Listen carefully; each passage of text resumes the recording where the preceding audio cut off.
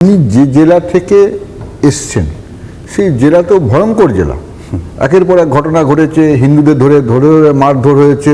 এই যে বেলডাঙ্গা যেখানে আমার বাড়ি সেখানে তো ঝামেলা হয়েছে, একের পর এক ঘটনা ঘটছে গোটা আপনাদের জেলাতেই।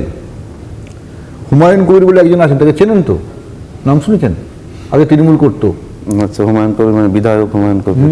হ্যাঁ, চিনবো না কেন, অবশ্যই চিনি, আমরা সবাই অনেকেই চেনেন তাকে। উনি বলছেন ওখানে আপনার নাম যেটা বাবর, উনি বলছেন বাবরি মসজিদ করবেন, মানে বলেছিলেন। এখন তো মানে আপনি কি তখন সমর্থন করেছিলেন নাকি ওই ব্যাপারটাকে? দেখেন, জনগণ এখানে এখন এই কথাটার কোনো মানেই হয় না।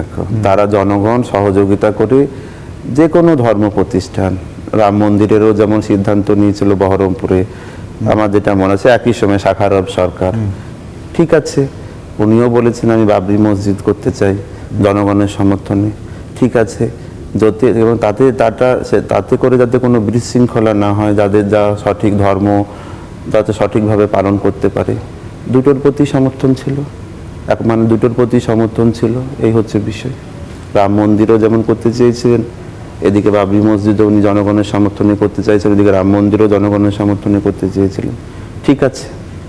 তার চাইতে বড় কথা আমার ব্যক্তিগত মত, এটা তো ঠিকই আছে যে আমার যে চিন্তা ভাবনা নিয়ে আপনি যদি আমাকে প্রশ্ন করেন, এর বাইরে আমার যেমন চিন্তা ভাবনা যে আমি বিভিন্ন জায়গাতে শিক্ষার বিস্তার কীভাবে ঘটাতে পারবো, আমি আমার চিন্তা ভাবনা নিয়ে আপনার সামনে কথা বলছি। মানে আপনি বলছেন এই যে মসজিদ মাদ্রাসা এই যে পন্থা আছে তার বাইরে গিয়ে শিক্ষার জন্য যেটা বলেন স্কুল এসব দরকার বেশি করে।